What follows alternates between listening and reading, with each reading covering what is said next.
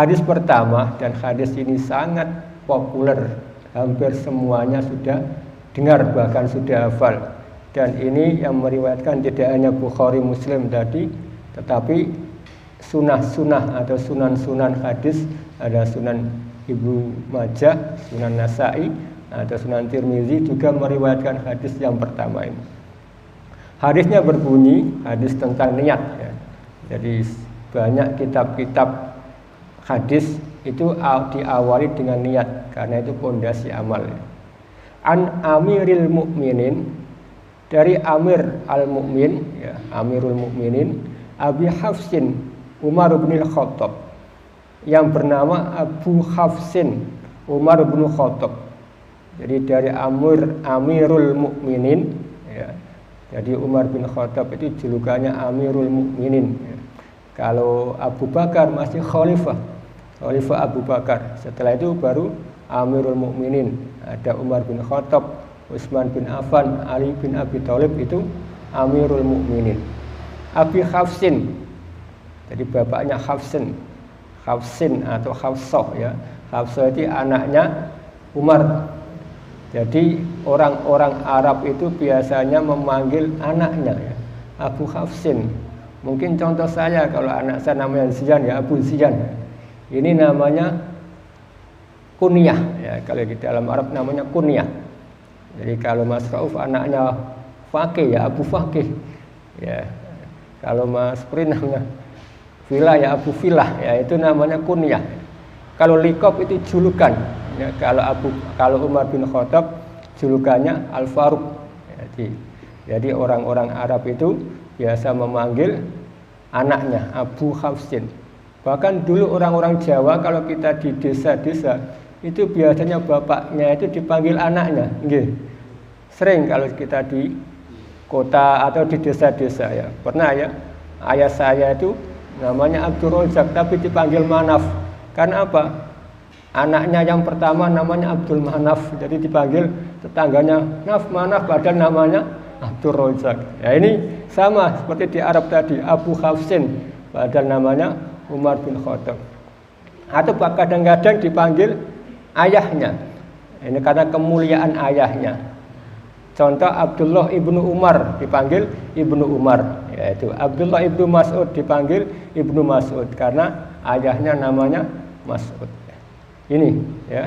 Jadi dari dari Umar bin Khattab hadis ini radhiyallahu anhu qala, semoga Allah meridhoinya, sami'tu Rasulullah sallallahu alaihi wasallam, kata Umar bin Khattab atau Abu Hafsin ya. Jadi sekali lagi Abu Hafsin itu anaknya ya, bapaknya Hafsah ya. Hafsah itu salah satu istri Rasulullah sallallahu alaihi wasallam. Beliau janda, ditinggal syahid oleh suaminya, kemudian dinikah oleh Rasulullah. Jadi empat khalifah itu semuanya masih keluarga dekat ya. Bayangkan ya, Abu Bakar masih mertuanya Nabi Muhammad, karena anaknya Abu Bakar yang namanya Aisyah dinikah oleh Nabi Muhammad ya. Umar bin Khattab punya anak Hafsah dan dinikah Rasulullah, maka Umar bin Khattab mertuanya Nabi Muhammad ya, Nabi Muhammad jadi mantunya. Malah Utsman bin Affan ya, itu menikah sama putri Rasulullah dua ya, Ruqayyah sama Ummu Kulsum. Makanya Utsman bin Affan ini namanya menantunya Rasulullah dan dijuluki Dzunurrain, punya dua cahaya, karena menikahi dua putri Rasulullah. Setelah meninggal yang pertama kemudian dinikah lagi. Ali bin Abi Thalib juga menikahi putri Rasulullah yang bernama Fatimah. Jadi Ali masih menantu. Jadi 4 khalifah itu semuanya keluarga Rasulullah Shallallahu Alaihi Wasallam. Jadi satu, ada yang mertuanya, ada yang menantunya tadi. Kata Umar, sami'tu Rasulullah Shallallahu Alaihi Wasallam yaqul, saya pernah mendengar Rasulullah Shallallahu Alaihi Wasallam mengatakan. Ya, ini hadis yang sangat bagus ketika sami'tu, saya mendengar langsung ya, bukan katanya, ini katanya, tapi langsung mendengar, karena Umar bin Khattab selalu mengikuti Rasulullah kemanapun beliau pergi. Jadi Umar bin Khattab pernah mendengar Rasulullah yaqul mengatakan, innamal a'malu binniyat. Sesungguhnya amal itu tergantung pada niatnya. Jadi innama itu kalau di dalam ilmu nahwu shorof itu namanya adatul asr, batas ya. Batas hanya, biasa diartikan hanya, innamal a'malu binniyat, hanya dengan niat ya, amal itu ya. Atau hanya dengan amal itu ya, tergantung pada niatnya. Jadi hanya niat yang membuat amal itu dinilai ya. Jadi itu ya, innamal a'malu binniyat, sesungguhnya amal itu tergantung pada niatnya. Ya, kita banyak beramal tapi pondasinya itu niatnya itu dulu. Niatnya apa? Kemudian dilanjutkan di sini wa innamalikul limri'in manawa, dan sesungguhnya ya, semua amal atau semua perkara, semua perbuatan itu dinilai, dikasih Allah pahala sesuai dengan niatnya. Jadi pahala itu dikasih Allah sesuai dengan niatnya. Kalau gitu niatnya sangat penting, pondasi agama atau pondasi ibadah yang sangat penting itu adalah niat tadi. Maka ketika kita niatkan ikhlas karena Allah Subhanahu wa taala. Karena itu yang menentukan. Contoh kita hadir di masjid ini. Niatnya untuk apa? Kalau kita niatnya mencari ridha Allah semata, maka insya Allah akan dikasih oleh Allah ridha Allah atau pahala. Tetapi kalau niatnya hanya kepingin ketemu teman, maka akan dicatat oleh Allah hanya kepingin ketemu teman. Atau niatnya hanya kepingin dapat makanan, malah dikasih oleh Allah hanya ketemu makanan, tidak ada yang lain. Karena tergantung pada niatnya. Maka ketika kita berbuat, niatkan karena Allah semata itu. Meskipun nanti yang samping-sampingnya niat atau cadangannya ya, itu ada atau dapat kita peroleh. Contoh bekerja. Jadi ketika kita bekerja, niatkan mencari ridha Allah, ibadah, menafkahi istri, menafkahi anak ya. Itu yang niat pertama. Karena apa? Kalau kita niatnya salah, nanti kita tidak tercapai niat itu atau tidak tercapai tujuan itu, kita akan kecewa. Contoh kita kuliah, banyak anak-anak kuliah, tujuannya apa? Untuk kerja ya itu. Kalau dia nggak dapat kerja berarti kecewa. Jurusan kedokteran sudah lulus kok nggak jadi dokter, kecewa dia. Tapi niatkan karena Allah. Kalau kita niat karena Allah ya, dan kita jalannya benar, pasti Allah akan menunjukkan ya. Karena kita jalannya ke kedokteran umpama, maka insya Allah Allah akan menunjukkan ke kedokteran. Dan seumpama tidak jadi dokter, tidak akan kecewa. Karena kita sudah niat karena Allah Subhanahu wa ta'ala. Dan niat itu boleh dua, tetapi yang utama adalah niat karena Allah. Ya mungkin tadi ya, contoh berdagang, niatkan karena Allah, mencari ridha Allah, ibadah. Yang kedua mencari keuntungan ya, atau yang ketiga mencari apa? Maisah, mencari rezeki. Itu tujuan yang kedua, yang ketiga nggak apa-apa. Yang penting tujuan utama adalah mencari ridha Allah Subhanahu wa ta'ala. Apalagi untuk kebaikan harus diniatkan. Maka niat untuk melaksanakan kebaikan itu sudah dicatat satu kebaikan sebelum dilaksanakan.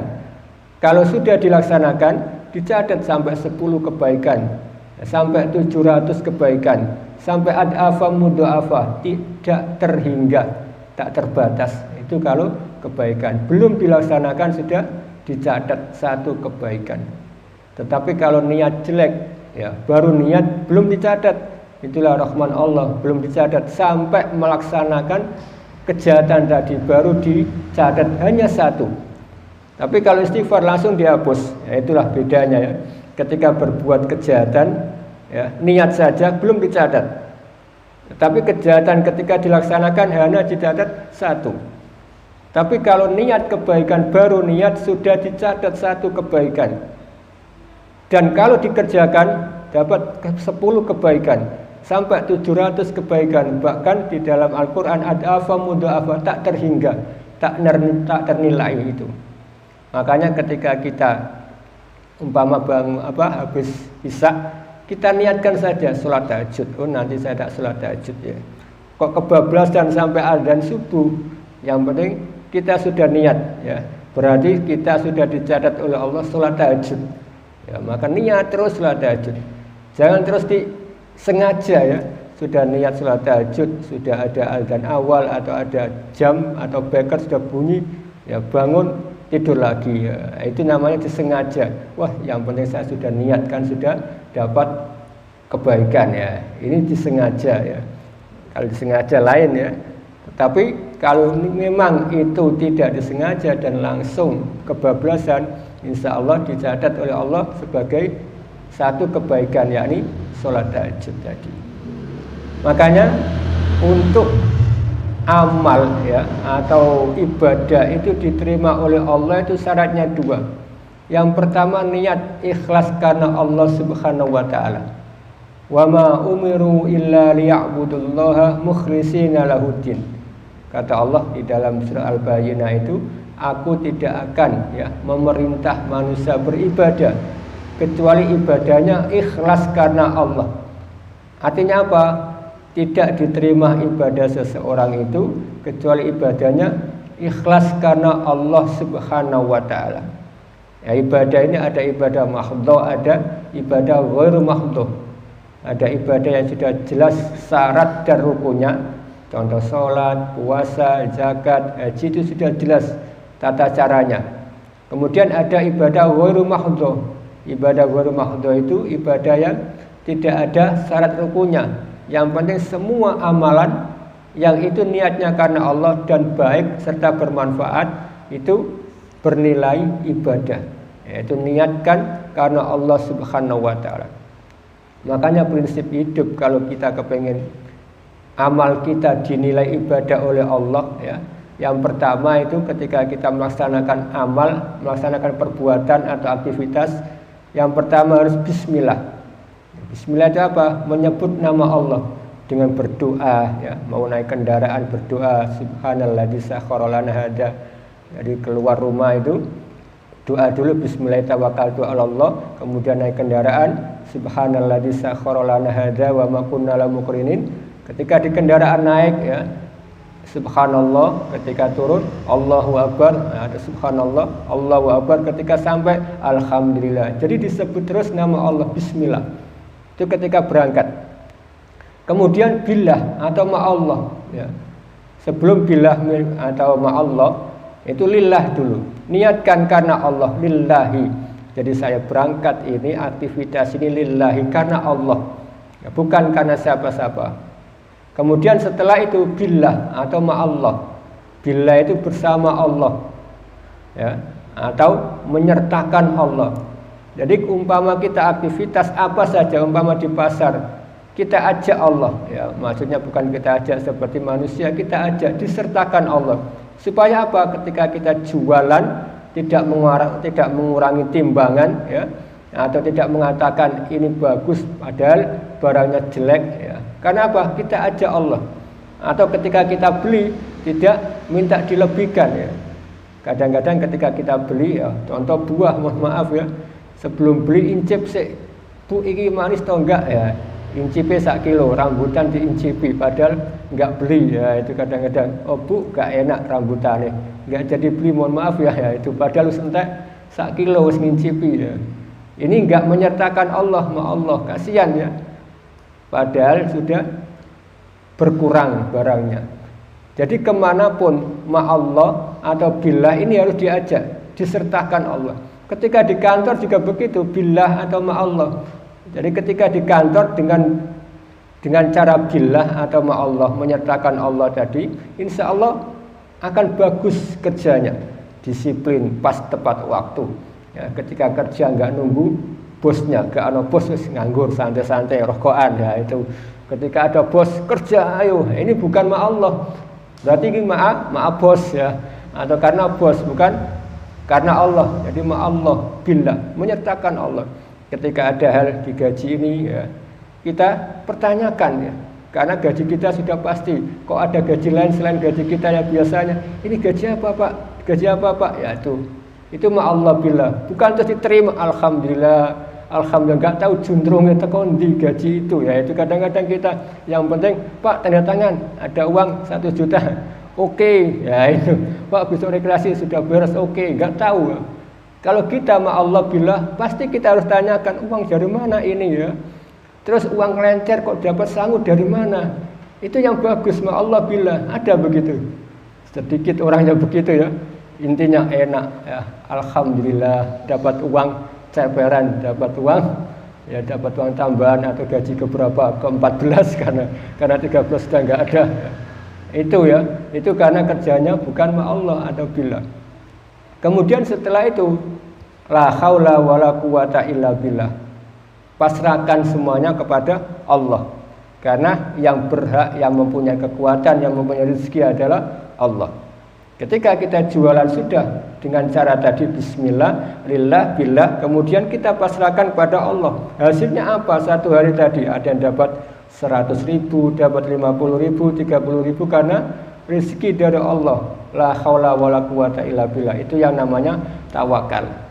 Insya Allah dengan cara-cara itu hidup kita akan menjadi tenang ya, akan menjadi nyaman ya.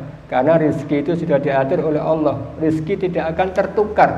Ya, milik saya, milik bapak, milik ibu nggak akan tertukar ya.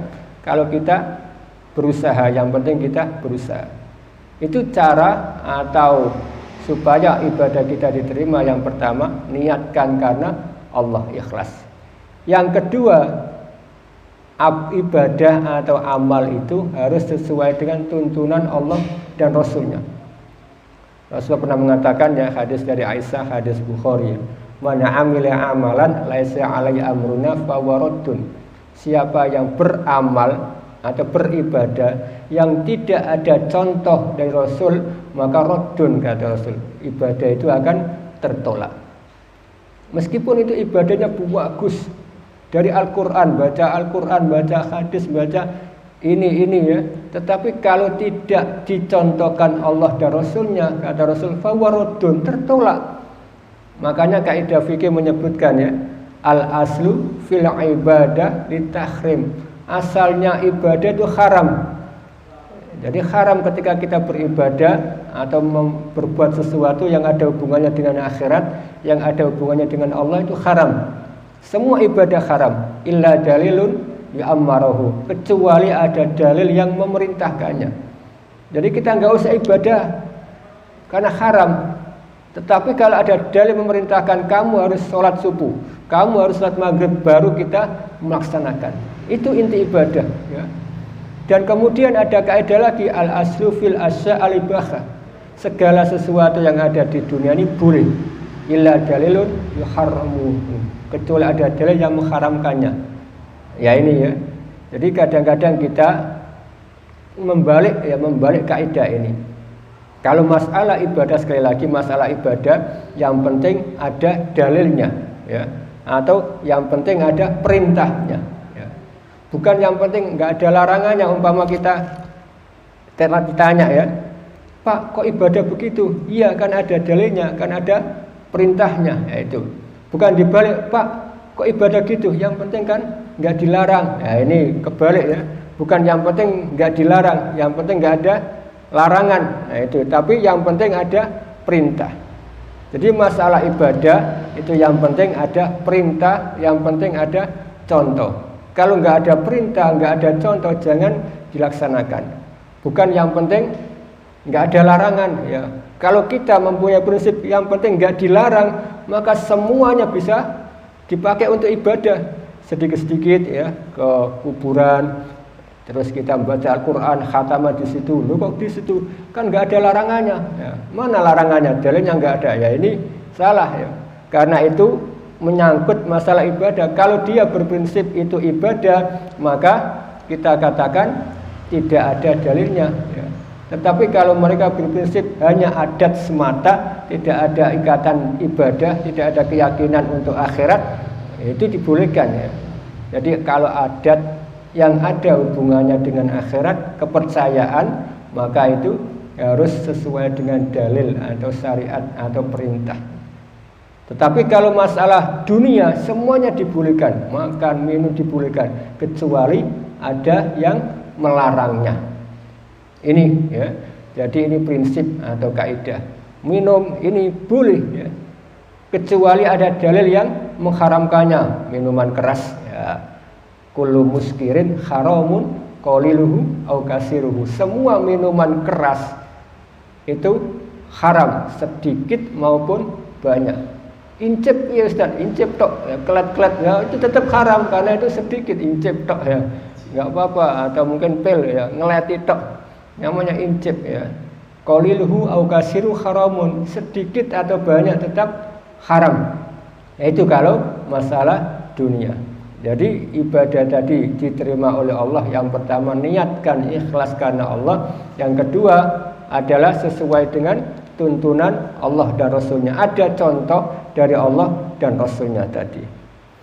Kemudian hadirin yang berbahagia, ada keutamaan-keutamaan tentang niat ya di sini ya. Niat itu untuk apa? Yang pertama, niat itu untuk pondasi amal ibadah tadi ya. Kita katakan niat itu untuk pondasi amal ibadah tadi. Jadi kita ibadah sholat subuh itu juga harus niatnya, pondasinya, karena banyak atau sama rakaatnya kan. Ada qobliyah subuh ya 2 rakaat, ada tahiyatul masjid ya 2 rakaat, ada sholat fajar 2 rakaat, sholat subuh ya 2 rakaat, sama-sama 2 rakaat. Yang membedakan ini sholat subuh sama qobliyah subuh itu adalah niatnya. Maka niat itu adalah pondasi kita beramal. Kemudian yang kedua, niat itu lebih utama dari ibadah. Ya, niat itu lebih utama dari ibadah. Ya, tadi kita katakan contoh di atas ya. Jadi famalam ya bihasanatin ya falam ya'lamuha kataballahu indau hasanatan kamilah. Siapa yang melaksanakan atau berniat kebaikan, hanya niat saja, maka dicatat oleh Allah satu kebaikan. Tetapi ketika niat kejelekan, tidak akan dicatat oleh Allah kejelekan hingga dia melaksanakan kejelekan tadi. Kemudian hadis ini kita lanjutkan ya, hadis berikutnya. Faman kanat hijratuhu ilallah wa rasulihi, dan barang siapa yang hijrahnya karena Allah dan Rasulnya, fa hijratuhu ilallahi wa rasulihi, maka hijrahnya dinilai oleh Allah karena Allah dan Rasulnya. Wa man kanat hijratuhu lidunya, tetapi barang siapa yang hijrahnya karena kepentingan dunia, yusibuha ya, karena keinginannya, awim ro'atin yankihuha, atau kepengen menikahi perempuan, fa hijratu ila ma hajara ilahi, maka hijrahnya ya akan dinilai sesuai dengan niatnya tadi. Hadis ini asbabul wurudnya ya, sejarahnya adanya hadis ini karena ketika itu Rasulullah waktu hijrah ya, hijrah kedua di Madinah, karena hijrah pertama Rasulullah itu di Ethiopia, nah, Ethiopia atau sekarang apa, Afrika ya. Di situ ketika 3 tahun setelah kenabian, ketika Rasul diangkat oleh Allah Nabi, menjadi Rasul, maka para sahabat tadi banyak yang disakiti oleh orang-orang kafir. Akhirnya sebagian hijrah ke Ethiopia, ya, berlindung di sana, minta perlindungan ya pada Raja Najasyi. Istilah minta suaka ke negara lain. Kemudian hijrah yang kedua 13 tahun setelah Nabi diutus oleh Allah.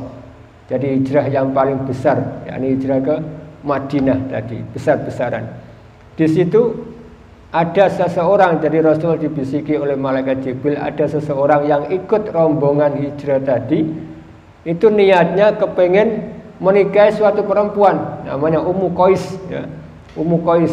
Jadi Ummu Qais ini ya, ada seseorang tadi senang sama Ummu Qais, disenangi, mau menikahi. Kata Ummu Qais, aku enggak akan menikah sama kamu kecuali kamu ikut hijrah bersama Rasulullah di Madinah.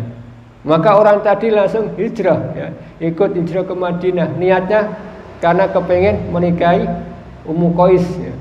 Maka dijuluki Muhajir Ummu Qais, ya, orang yang hijrah karena Ummu Qais. Jadi sebab itu maka turunlah, maka Rasulullah, ya, membuat atau adanya hadis ini, faman kana hijratullah ilallah wa rasuli fa hijratuhu ilallah wa rasulihi. Wa man kanat hijratuhu lid-dunya yusibuha aw imra'atin yankihuha fa hijratuhu ila ma hajara ilaihi.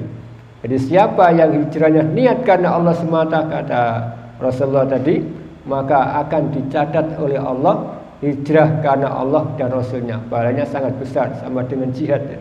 Tetapi kalau dia hijrahnya, pindahnya tadi karena kepengen menikahi perempuan, ya kata Rasulullah, ya dia hanya dapat perempuan, ya mungkin dia menikah di sana sama Ummu Qais tadi, laki-laki tadi, dan nggak mendapatkan pahala hijrahnya. Ya itu. Jadi hadis ini memberikan makna. Jadi hijrah itu tidak hanya berpindah dari satu tempat ke tempat lain, tetapi hijrah itu bisa bermakna luas, ya. Jadi dari kekafiran menuju keislaman itu hijrah, ya. Atau dari kegelapan menuju ke keterangan, ya, yang terang benderang itu namanya hijrah. Atau dari tadinya mungkin, ya mungkin amalnya sangat jelek, kemudian hijrah menuju amal yang baik. Jadi perpindahan dari yang jelek menuju yang baik itu namanya hijrah, ya. Jadi ketika hijrah itu, maka Allah akan memberikan pahala, memberikan rezeki dan keluasan rizki tadi. Itu kalau di dalam surah An-Nisa 100 itu. Faman kana hijratullah, di An-Nisa 100 tadi disebutkan siapa yang hijrah karena Allah dan Rasulnya, ya, maka dia akan diberi oleh Allah di tempat yang baru tadi ada rahmat, ada keluasan rezeki, ada ketenangan dan kenyamanan. Ini janji Allah, ya. Jadi ketika kita hijrah dari hal yang buruk menuju hal yang baik, maka insya Allah kita akan mendapatkan apa yang kita inginkan, yakni ridho dari Allah Subhanahu wa ta'ala. Yang penting niatkan ikhlas karena Allah. Itu, ya. Jadi niat itu adalah perbuatan hati. Niat itu qasdul qalbi ala syai', ya, istilah kita, ya. Keinginan hati untuk melakukan sesuatu, atau kalau bahasa Jawa kreteke hati, ya. Kreteke hati itu niat hati. Maka niat itu salah satu ibadah qalbiyah, ibadah yang berhubungan dengan hati. Jadi kalau ibadah itu ada ibadah qalbiyah, ada ibadah lisaniyah, ada ibadah badaniyah, ada ibadah maliyah, dan ada ibadah semuanya tadi, ya. Ada maliyah, lisaniyah, badaniyah, dan maliyah, ya. Ibadah qalbiyah itu hati itu jadi salah satunya. Jadi hati itu bisa bernilai ibadah, niat tadi bisa bernilai ibadah. Jadi niat kebaikan sudah bermakna ibadah. Itu namanya ibadah qalbiyah. Yang kedua ibadah lisaniyah. Ibadah lisaniyah itu zikir, ya, subhanallah, alhamdulillah, Allahu akbar, la haula wala quwata illa billah, zikir. Atau membaca Al-Quran, atau menyampaikan tausiah, atau amar ma'ruf nahi mungkar dengan mulut tadi. Itu namanya ibadah lisaniyah, berzikir, ya. Jadi zikir itu adalah mengingat Allah. Jadi beda antara zikir dan wirid, ya. Kalau zikir itu maknanya luas, ya, tidak hanya mengucapkan atau tidak hanya dengan lisan, tapi zikir itu bisa dengan perbuatan. Yang penting intinya dalam rangka mengingat Allah. Tapi kalau wirid itu pakai lisan. Jadi subhanallah, alhamdulillah, Allahu akbar, itu wirid, ya. Kemudian ada ibadah badaniyah yang berhubungan dengan badan. Ya mungkin sholat, ya, bahkan puasa, ya, bahkan haji itu pakai badan. Apalagi jihad, ya full, ya, badannya sampai mati syahid tadi, meninggal, ya. Itu badaniyah. Ada ibadah maliyah yang berhubungan dengan harta, zakat, infak, sedekah, itu ibadah maliyah. Ada ibadah yang semuanya mencakup tadi, contoh haji, ya. menyangkut masalah hati, qalbiyah, niatkan karena Allah, yaitu haji ya. Walillahi 'alan nasi hijjul baiti man istata'a ilaihi sabila. Hanya kepada Allah ketika kalian berhaji. Itu hanya kepada Allah. Di situ sudah diawali dengan walillahi 'alan nasi hijjul baiti ya. Ketika kalian berhaji, niatkan karena Allah. Karena apa? Haji ini rawan ya. Rawan ikhlas ya. Maksudnya gitu. Sulit disembunyikan apalagi di kampung ya. Ketika berangkat alun-alun sampai berangkat di asrama haji, berapa yang ikut? Sak kampung diajak semua. Nggak bisa disembunyikan ya. Ini sudah haji atau belum ya? Itu rawan ikhlas ya. Jadi makanya Allah memulai walillahi 'alan nasi, yaitu haji. Jadi amalan hati, kemudian amalan lisan juga, ibadah lisan. Ketika haji ada ucapan-ucapan lisan. Talbiyah tadi, labaik Allahumma labaik, labaik la syarika lak labaik, innal hamda wan ni'matah, yaitu itu ibadah lisan. Kemudian badan, malah banyak di situ, ada tawaf, ada sa'i, ada ramil jumroh, ada wukuf di Arafah, itu pakai badan semuanya ya. Kalau fisiknya nggak kuat ya loyo di sana atau mungkin KO di sana, pakai fisik. Kemudian maliyah banyak kan, haji berapa sekarang 30 juta lebih ya. Kalau yang plus 200 sampai 250 juta ya, mudah-mudahan kita bisa berangkat haji. Jadi itu ibadah ya, ibadah niat, salah satu ibadah qalbiyah, ibadah yang berhubungan dengan hati ya. Ada juga sholat juga begitu ya. Beribadah niat karena Allah, qalbiyah, lisannya berdoa, badannya bergerak, ada berdiri, ada rukuk, sujud, tahiyat ya. Maliyah, perlu maliyah ya. Saya pakai sarung enggak sakit. Ada beli sarungnya ya. Kalau maliyah mungkin enggak begitu banyak ya. Tetapi masjid itu ya. Membuat masjid ini kan maliyah juga ya. Ada membuat tempat sholat.